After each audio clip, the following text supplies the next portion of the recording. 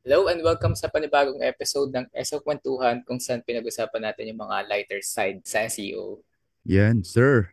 Ang ganda yung topic natin ngayon na pag-uusapan, especially right now na maraming confused sa topic na to, no? Hindi to tungkol sa gender, tungkol to sa content. Okay?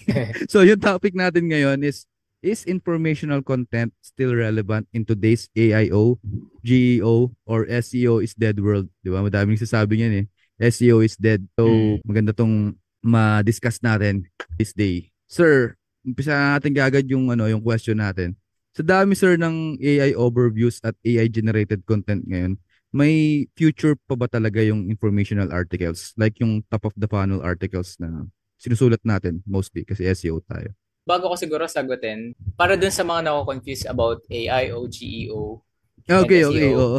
of course, hanggang ngayon tinitreat ko pa rin sila as isa lang. Although that's just my opinion May mga experts kasi talaga na kino-consider na nila yung sarili nila na GEO expert sila, AIO expert sila. Pero Mm, for oo. me, until now, SEO expert pa rin ako. So hindi yun nagbabago. And lately, lagi kong nare-receive na inquiry with some freelancers na gustong pasok kay SEO kung yung bang course natin pasok pa din ba sa GEO, updated pa rin Mm. ba yan sa AIO. Siguro kasi lately nagkakaroon na rin ng mga job opportunity Na na yun dapat yung may oo. hinahanap. Oo. Mm. Pero syempre yung mga bago, they don't know yet na yung SEO pala is similar lang na ginagawa kung ano yung AI o GEO. Tsaka Mm. kung ano pa yung mga abbreviations na Ba. mauuso. Dami na eh. Hindi ko na masundan yung iba eh. Anyway, sir. Anyway, Yun. yung sa content, sa informational, well, medyo nagiging mas strategic lang ngayon. Mm. Gumagana pa rin naman yung mga informational articles, pero hindi na siya yung basic na, let's say, nyari, tayo ng mga courses, di ba? Ang gusto Mm. nating iparang related sa topic ng SEO. Syempre, hindi na uso yung susulat ka lang ng article targeting yung keyword, let's say, what is SEO? O Yan, kaya what oo. is keyword research, di ba? Technically, or dapat, madali na lang mahanap yun online. Kasi nandyan na AI overview, nandyan na AI mode, 'di ba? Sa Mm. ChatGPT, LLMs. Mm. LLMs, napakadali na nilang makikita yung mga definitions, tsaka yung mga explanation about yung mga what is, how to do, mga ganun. Siguro ang sa ngayon, ang nagkakaroon is mas lalong nagiging strategic at talagang pinag-iisipan natin ng makakadagdag ng EEAT Mm. para mas maging unique yung article. So, doon tayo nagpo-focus ngayon. So, ako may i-add lang ako dito. Maganda yung mga binanggit mo, sir, no? Especially din sa EAT part. Kasi, paano ba natin mapapakita sa mga target customers natin na tayo yung dapat nilang puntahan? For an instance, specialist ka sa pag flood control or whatnot. Hmm. Paano mo, di ko na, Magandang topic rin yan. oo, kasi related lang doon sa politics. Na joke lang. Tawag dito, kunyari, may ganun ka, sa Pilipinas, di naman ganun ka lala or ginagamit usually yung tawag dito, yung mga keywords or sa mga business. Like, wala namang business na ganun. Mostly, ang nag-ayos lang is government. So, Government. oo, government. So, sa ibang bansa, like, kunyari yun yung ano mo, yung forte mo, ng business mo. Paano mo mapapakitang yun talaga yung specialty mo? Like, ikaw yung expert doon. So, sa content, hindi lang Mm. siguro sa itong top of the funnel content pero sa videos ganyan oo. Pero what I'm trying to say is I went down this rabbit hole. Ito yung sinabi ko sa'yo kanina before yung recording natin, si Kevin Indig. So, nagbe-binge ako ng mga ano niya, ng mga articles niya recently. Tapos meron siyang concept na tinatawag na demand activation. I found dun sa growth memo na yun na basically informational content pala has been doing heavy lifting sa lahat. Kahit na ngayon may ano na tayo, may AI overview. Tapos hindi lang natin siya na measure properly. Tapos yung sinasabi niya doon is even with all the AI answers sa LLMs tsaka sa AI overview, 80% of people still check the actual websites para i-verify yung sinasabi nung kunyari LLM, 'di ba? Kiniklik pa rin nila yung parang maliit na link doon just to verify kasi baka nag-hallucinate pa yung dito yung LLM na gamit nila or yung AI overview kasi may hallucinations din doon, 'di ba? So, ayun.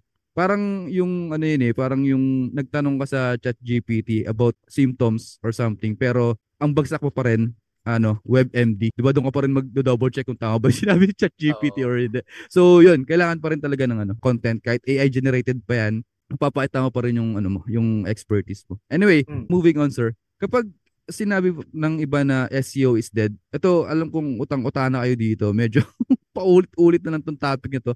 Sa tingin mo, sir, kasama ba dito yung pagbagsak ng value ng informational content? Kasi ito yung topic natin ngayon, informational Mm, content. oo. Mm-mm. Actually, everyday na lang pag nakakita ako ng ganyan, parang Oo. statistics or kahit yung sa Facebook lang na mga Mm-mm. status, no, kadalasan. Laging ang topic SEO is dead, ganyan. Medyo na ako, cringe yung feeling kasi Mm-mm. unang-una, alam naman natin since tayo yung nakakatingin sa data ng mga clients natin. Alam Oo. natin na hindi talaga mawala yung SEO kahit mawala pa yung Mm-mm. informational content. Medyo Mm-mm. nagbabago yung search behavior ng tao, pati Yan, yung oo. statistics like dati, kung mapapasin nyo pag na-optimize kayo, yung clicks talagang pataas, ganun. Ngayon, Mm-mm. nagiging medyo, kung hindi pa baba, medyo Flat. even, flat Oo. na. Pero Mm-mm. yung impressions tumataas, 'di ba? So ibig Mm-mm. sabihin, nagkakaroon ng changes talaga sa search result. Mm-mm. And medyo nababago rin yung way ng pag-click. Yun nga, nauuso na ngayon yung zero click search. I Yan. think magandang topic rin to. Pero kadalasan, kapag nag-optimize ngayon, yung mga possible query na susunod dun sa query na yon na hindi kiniklik, Mm-mm. yun yung ifo-focus nyo na mas bibigyan nyo pa ng informational content. So Mm. kadalasan yun yung nakakapagbigay ng brand awareness, nakapag-nurture ng leads, Mm. no? Nakikilala kayo ano yung mga dapat gawin. Hindi ko masasabi na naapektuhan ng SEO yung informational as a whole kasi may mga iba't ibang klasing informational, may top of the funnel, may middle of the Mm. funnel, 'di ba? So depende na lang 'yun sa kung paano sila mag-optimize.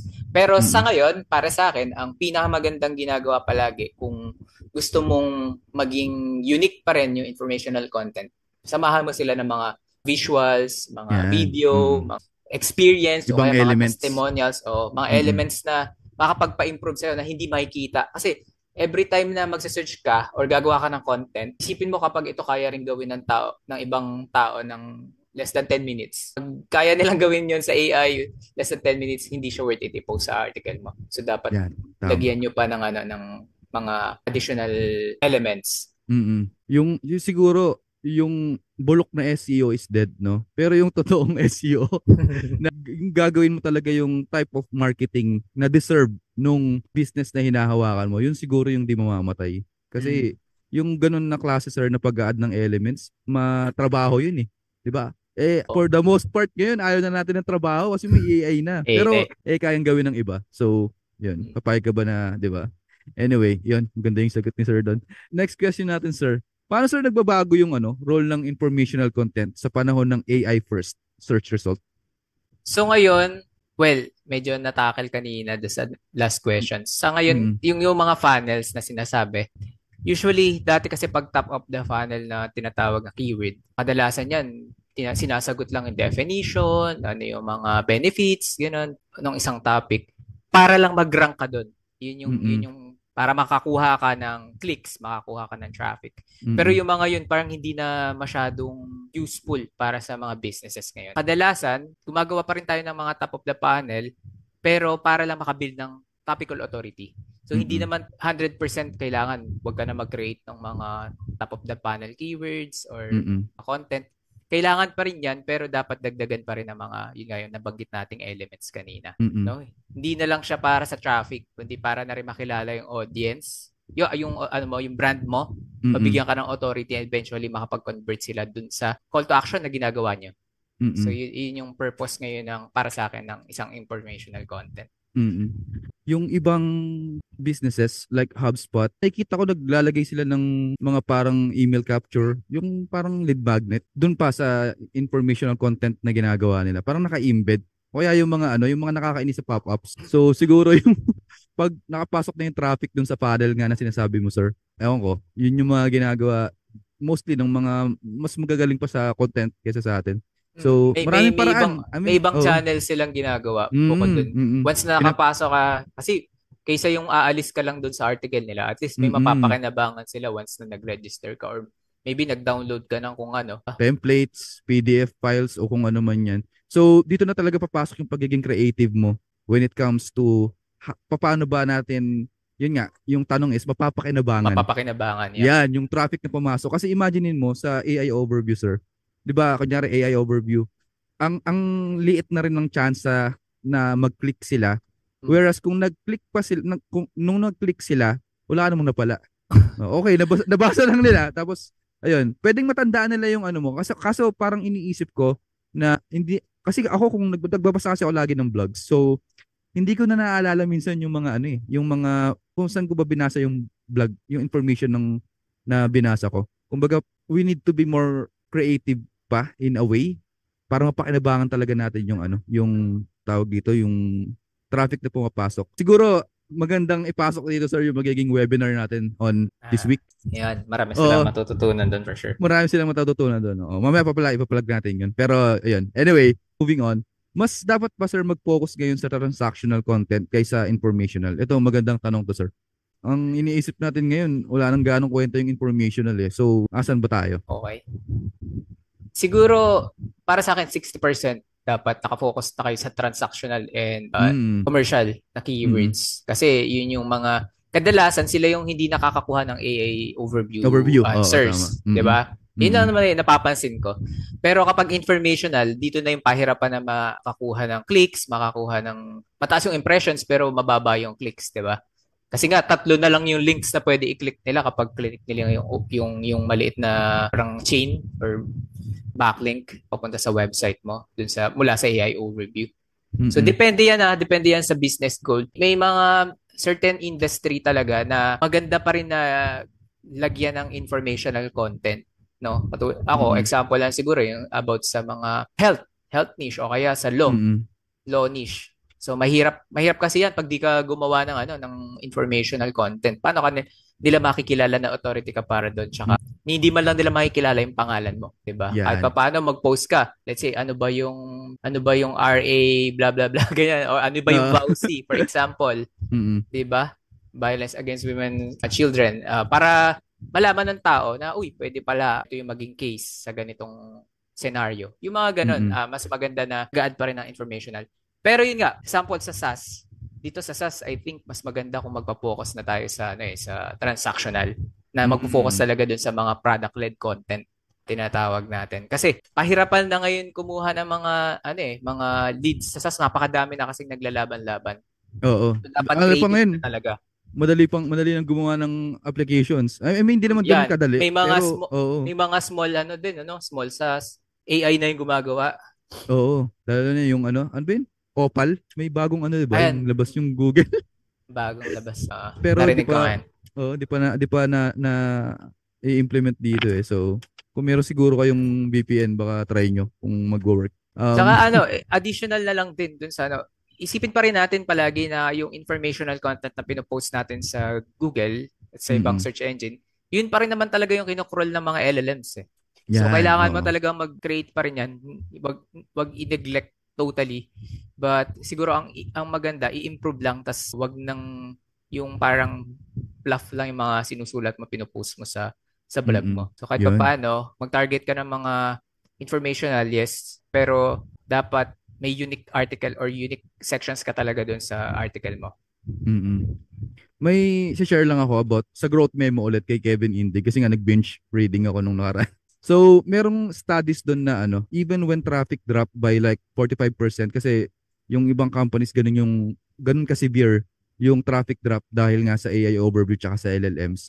Some companies revenue stayed the same or even went up. Mm. So, yun yung isa sa mga studies nila. And bakit daw nangyayari yun? Kasi may tinatawag na mental availability na binibigay tong informational content for certain industries. Sabi mo nga sir, for certain industries. Mm. Kasi hindi naman pare-parehas. I mean, may certain ways yung pagse-search ng mga tao. Depende sa product na sinesearch nila. Like kung naghahanap ba ako ng email marketing software, ganyan, 'di ba? Iba yung paraan ko ng paghahanap noon kaysa kung maghahanap ako ng magandang brand ng generator, 'di ba? Magkaibang way 'yun ng search. So dapat alam mo pa rin kung yung sa ICP na tinatawag ulit, sa customer profiling, kung paano sila nagse-search sa web.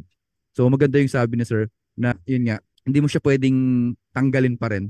Like meron kang kung susundin mo yung sinabi ni Sir Gab na percentage, good. Pero kung nakikita mo rin through doon sa customer profiling mo na sa informational talaga sila. Kalimbawa, hindi lang naman sa vlogs eh. Sa ano, pwede kang pumunta sa socials din kasi may some sort of pwede kang magbigay ng informational content doon. Bakit di mo ibagsak doon? 'Di ba? So, yun, hindi mawawala talaga yung informational. Yun lang yung pinupukol natin. Yung Um, iba, mm, nagpupunta rin sila ng ibang platform katulad yan, ng oo. 'di ba sa YouTube pag gusto mo mag-search ng mga tutorial o kaya Yun, 'di ba? guides Iba rin, kasi oo. o iba yung way ng pag-search doon eh. Mm. Puro actionable queries yung nandun. Mm. Sa TikTok naman, ang mga uso diyan yung 'di ba, yung mga trends siguro, no? Mm. Tapos sa Reddit, pag gusto mo talagang makita yung yung Pulso mga ng bayan. answer. Oh, pulso ng mga experts din usually Oo. answer doon, no? Mm. Pero yon, may iba't ibang way of searches yung mga tao, searching yung mga tao kapag ibang Mm. platform. So, kailangan nyo malaman kung saan ba doon yung mga audience nyo, saan sila madalas nag-stay, Yan. paano nyo siya i-optimize using yung iba't ibang Mm. ICP nga na ginagawa natin pagka mag-create tayo ng campaign sa digital marketing. Mm. Nice. So, yun. Next question natin, sir. Ano yung mga best practices para maging competitive ang informational content? Ngayong AI-driven na yung search result. Ito Mm. maganda to kasi konti, Mm. touch natin ng konti pero I'm sure Konti, konti lang ah.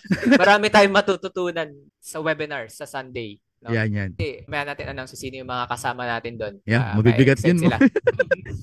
Okay, Okay. so lahat ng mga SEO, ito alam nila na hindi man ito ranking factor pero napaka-importanting ilagay EAT. Mm. Lagi nating Mm. binabanggit, no? So Mm. yung experience, ito yung mga hindi na kayang i-generate ng AI eh. Kung meron man siguro kayang i-generate ng AI pero hindi pa rin totoo. Kumbaga, Mm. gawa-gawa lang niya for sure. Baka nakita lang Oo. niya sa iba, nakuha lang Mm. niya sa ibang article pero pagka sinabi kasing experience, kadalasan niya pinapakita mo kung ano yung na-experience nung customer dun sa product or sa service mo. So kapag kadalasan tayo pag nyari yung sa courses natin, Mm. nagpapa-review tayo, 'di ba? Kung ano yung na-experience nila, kung may kulang ba sa ating ginawa, meron ba tayong dapat i-improve. So yun yung Mm. mga hindi mo makukuha or hindi magagawa ng AI kasi Mm. sa ano yung gagaling? First hand talaga experience. Yeah. Next, pwede rin kayo maglagay ng mga original data. Ito naman kunyari sa SAS, makukuha nyo sa mga survey na ginagawa nyo sa online o kaya sa social media, di ba? Minsan Mm. nagpapa-survey tayo niyan. Anong topic yung gusto nyong itackle namin sa next webinar? Yan, yung mga Yan, ganun. ganyan. Oo. So, example yan. Pero sa specific industry nyo, syempre isip kayo ng mga topics magiging engaging for them and then you can turn that into unique case study or unique original data. Mm. Next is yung maglagay kayo ng pwede kayo maglagay sa informational content yun ng video na gawa nyo o kaya pinagawa nyo sa client. No? Mm. Example, nagpo-focus kayo sa mga furniture. Pwede kayong magpunta dun sa gumagawa ng furniture. Punta talaga kayo dun sa factory na gumagawa ng Mm. furniture tapos videohan nyo, di ba? Parang, Behind the scene, no? oo, mga behind the scene Mm. na article, pwede yun. Kasi mahirap makaharap ng ganun Mm. kung hindi talaga kayo gumagawa nun. Kumbaga, mahirap siyang imbentohin. Mm. Okay? So kapag Totoo. meron kayo nun, unique yun, pwede yung maging informational for other people para makita nila kung okay, paano ba ginagawa yung furniture na bibilin ko. Mm. Nasabi ko yan kasi naghahanap kami lately ng furniture. So, titingin-tingin talaga kami online na Yan, sa oo. Facebook, kung may website ba sila, kung ano yung Legit mga ba? gamit nilang Oo. wood o Oo. ganun. Nice, nice. Anyway, sir. Next question natin, sir. Sa tingin mo, sir, bababa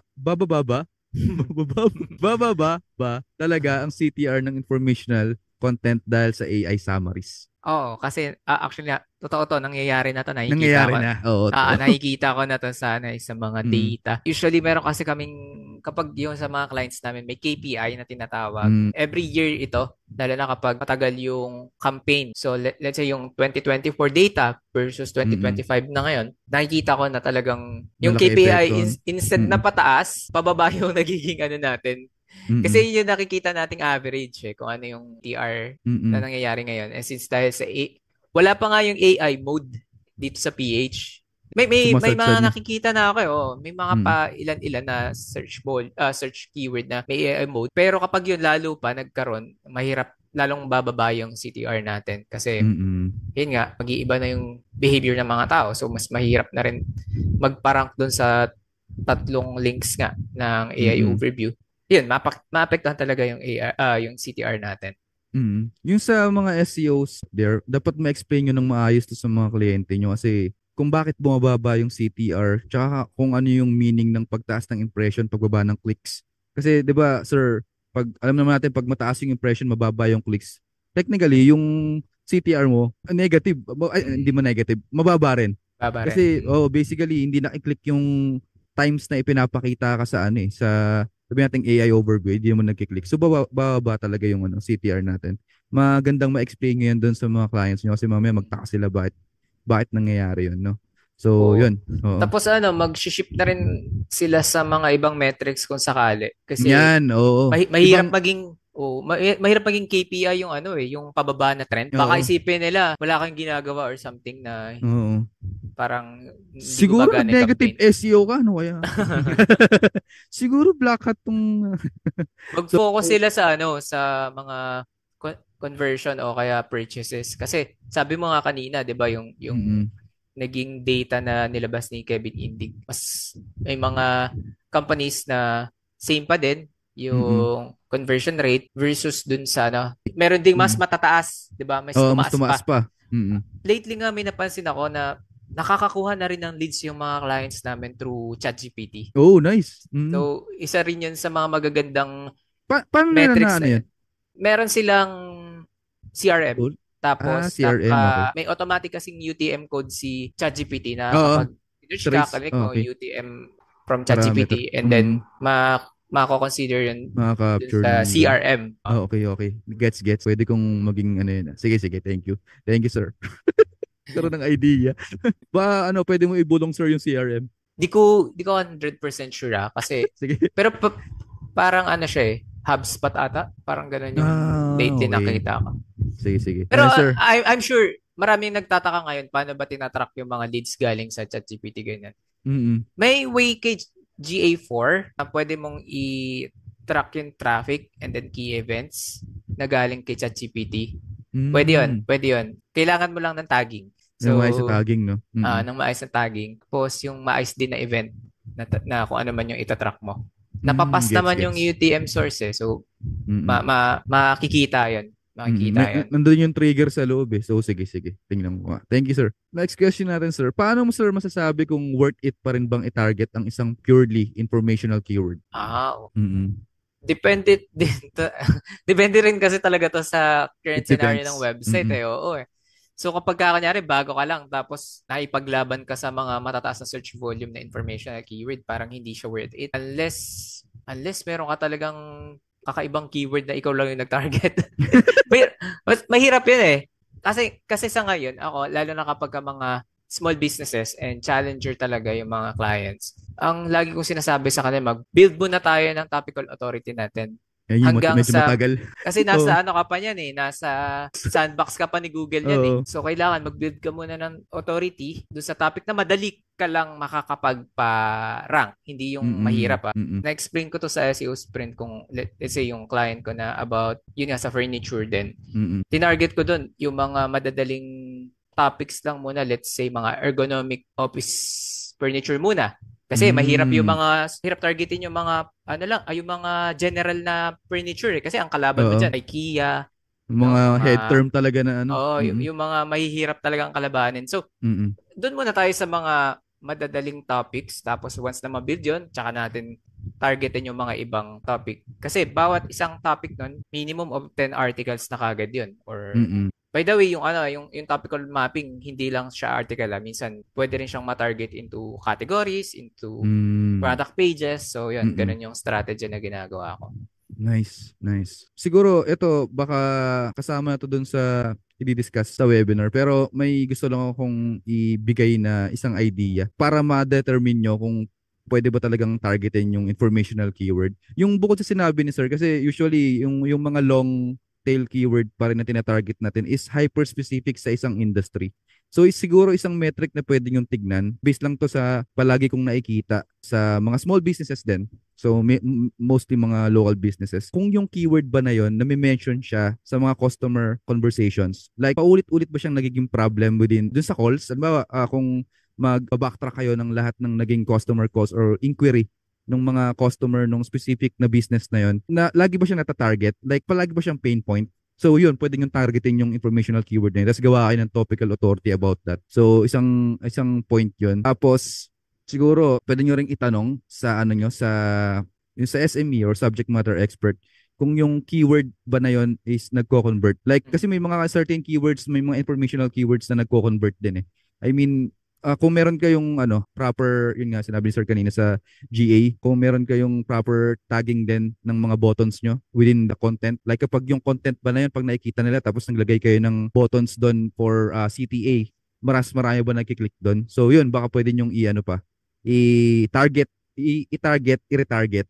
Kasi pag i-retarget, ibig sabihin baka pwede nyo siyang i-upgrade, 'di ba? Or totally i-upgrade for this particular year. Like kung may informational content kayo na pang 2024 lang, parang ganun. So, ano pa rin, sobrang worth it pa rin i-target ng mga purely informational keyword para sa akin. So, anyway, moving on na tayo sir sa last question. Anong klaseng informational content sir ang tingin mong hindi kayang palitan ng AI generated answers? Ito magandang tanong to. Juicy. Siguro yung mga like experience mo talaga sa atin sa ating mga SEO, syempre number one, case study. Yan, case study, oo. Hindi talaga yan. Pwede mong ipagawa kay AI yan, patulungan ka. Pero yung result, yung problem, yung solutions na ginawa mo doon, hindi yung kayang gawin ni AI. Kailangan ikaw talaga yung magsabi kung ano talaga yung ginawa niya para ma-achieve yung ganun data, 'di ba?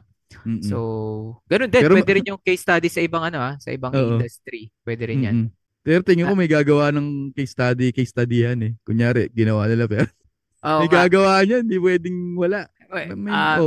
Minsan may mga nakikita ako, sinishare nila yung case study na hindi kanila eh. Ingat na lang kayo doon siguro. Siguro lagyan nyo ng watermark yung mga images, yung mga graphs na screenshot nyo. Kasi, lalo na kapag binanggit nyo yung client. Company. Oo. Diba? Hindi nakakatakot. Ingatan nyo yun. Ito hindi isa sa mga hindi ma-generate ng AI, yung video testimonial from your clients. Diba? Pwede. Diba? Gagawan mo na... May something ako dyan, sir. May mga gumagawa na ng UGC na user-generated content na video na kunyari may avatar. Oo nga. Sa AI, grabe nga yung mga ginagawa nga yan. Pero madali pa siyang malaman sa ngayon. Malaman kung Pero grabe na, siguro ilang taon lang mapaperfect na nila yan. Baka. Pero sa ngayon, obvious pa eh. Minsan, hindi pumipikit yung mata, gano'n. Pero nakakita na ako ng gano'n. Sobrang daliri. Tapos yung bibig, buka na ng buka. Parang Koreans. Yung humihinga. Anyway, pero yun yung mga nangyayari ngayon eh, no? Yung sir, yung mga kakaibang klase ng yung content. Ako hindi kasi ako, marunong ako magsulat ng vlogs, pero syempre, nangangapa pa rin ako pagdating sa content. Yung parang, di ko alam po anong tawag dun sa ginagawa yung sa Spotify, yung parang rap di ba part din siya ng content? Somehow part siya ng content eh. Kasi parang user data yung ginagamit nila para makagawa sila ng ganong klaseng, hindi ko alam po anong tawag sa kanya. Kung you mean vlog ni Spotify? Hindi siya vlog mga round table ganun, Oo, yung mga ganun nila pero ipinapakita sa iyo mismo. Kakaibang klase ng content siya eh. Hindi yun kayang i-replicate lang ng AI pwede mong gawa ng pero hindi ko alam kung ganun yung pero ganun proprietary methods. mga ganyan, proprietary research or something. Basta yung within date, yung data within the company. Like, kunyari, ewan ko lang kung maglalabas si Canva or si Adobe. Ilang tao yung gumagamit ng template na ganito? Parang ganun. Yeah. Di ba? Yung parang ganun. Ilang tao yung mas mahilig gumamit ng color blue sa resume nila? Parang ganun. So, yung mga ganong klaseng data, hindi yun kaya i-replicate kasi kaya i-research. So, hindi ko lang kung ano tawag doon. Sorry. Kung may nakakalaman, message na lang ako. Well, marami rin ako nakikita ganyan, mga data-driven research, no? And kaya rin natin gawin yan, hindi lang naman yung may malalaking machineries. Kaya din natin yan. No, depende naman to sa industry. Magbigay tayong example. For example, sa real estate na lang.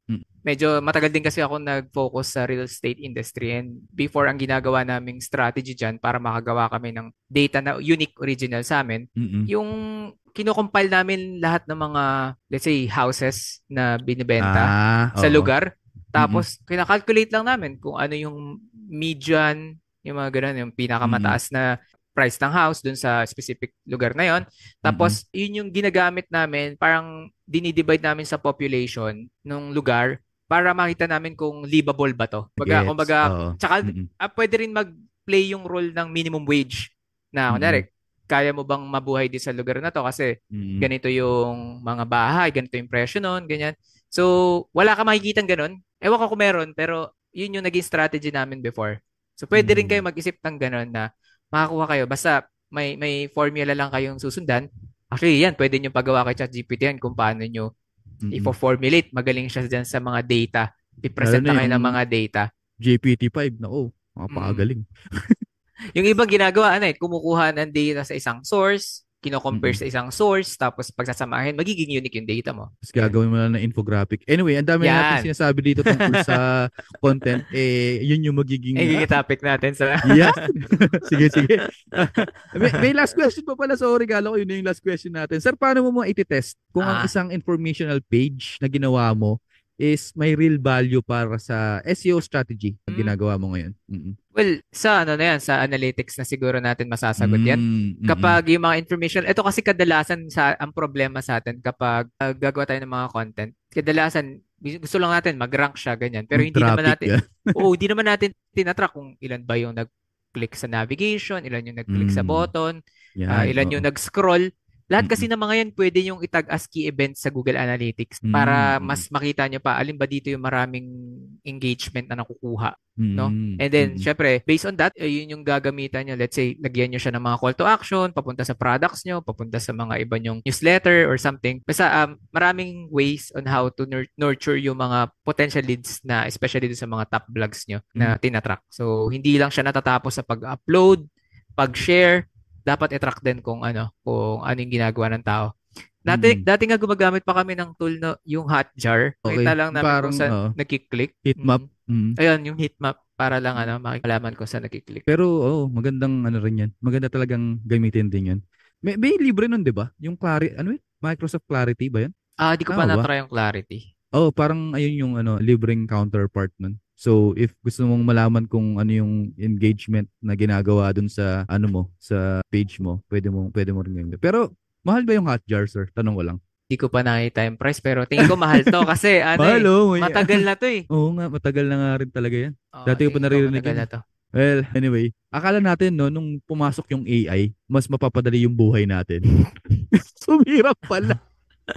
Kasi kaya nang gawin ng lahat eh. Kumbaga, kung Mm. kaya mong gawin 'yan, magpa-pop up ka lang ng mga mga anyway, content, kaya ko ring kaya ko ring gawin 'yan, 'di ba? So, yun nga yung magiging topic natin for Sunday, sir. Pwede mo nang isplok 'yan, sir. Go.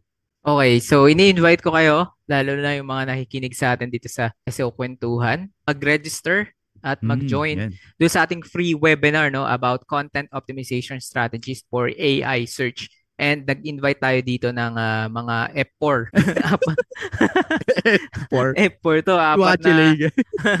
apat na speakers didiscuss na mga iba't ibang topics about content optimization. Sino And ba yan?